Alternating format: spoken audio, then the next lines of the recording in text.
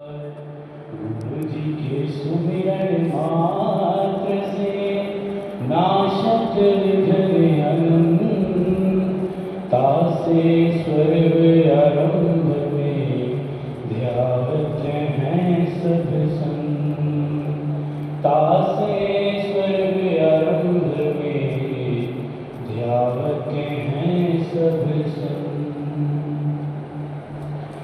सौभाग्यशाली गुरुमुख सज्जन मंडली इसी प्रकार अपने मन व चित्त की समस्त वृत्तियों को एकाग्र करते हुए और अपना ध्यान श्री परमहंसों की महानुभूतियों एवं हाजरा हजूर श्री सतगुरु देवदाता दीनदयाल महाराज जी का दर्शन दीदार करते हुए ऊंचे व मीठे स्वर में मिलकर बोलो जयकारा बोले।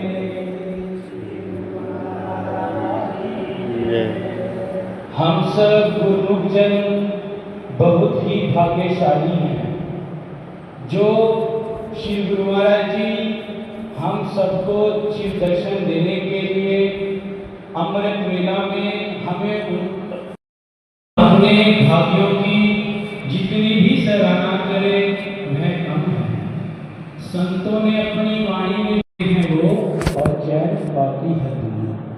महापुरुषों की शरण में आने से ही हमें अपने जीवन के लक्ष्य का पता चलता है।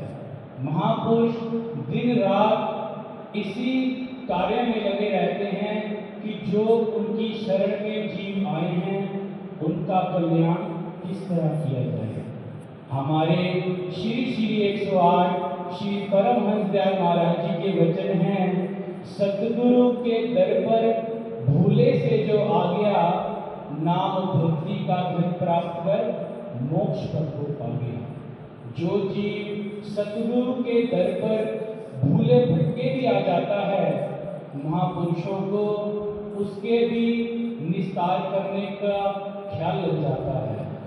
वह उनको यह ख्याल लग जाता है कि जो जीव उनके शरण में आया है उसका निस्तार इस भव सागर से किस तरह किया जाए।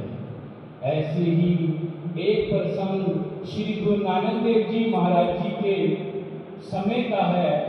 एक बार श्री गुरु नानक देव जी महाराज जी एक वृक्ष के नीचे विराजमान थे।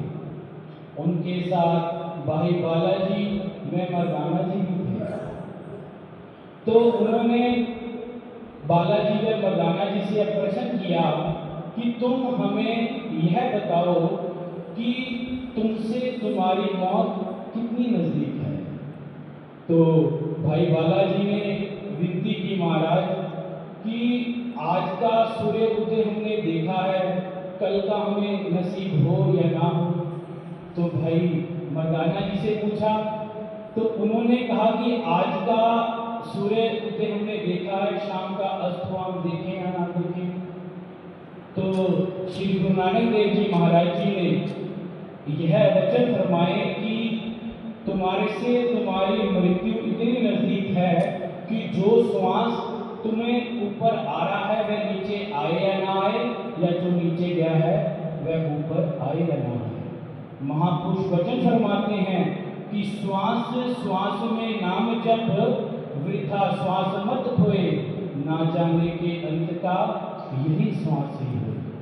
कि हमें पता नहीं कि हमारे श्वास कब खत्म हो जाए। श्वास का बेशकीमती खजाना जो है वह लाखों करोड़ों खर्च करने पर भी नहीं मिलता। इस करके यह समझ हमें महाभक्त के महापुरुषों की शरण में आने से ही पता चलता है। जो हमें यह श्वासों की बेशकीमती खजाना मिला है वह किस लिए मिला है। तो हमारा यह फर्ज बन जाता है कि हम अपने जीवन को महापुरुषों की आज्ञा के अनुसार चलाएंगे तो ही हमारे जीवन का वास्तविक लाभ मिलेगा।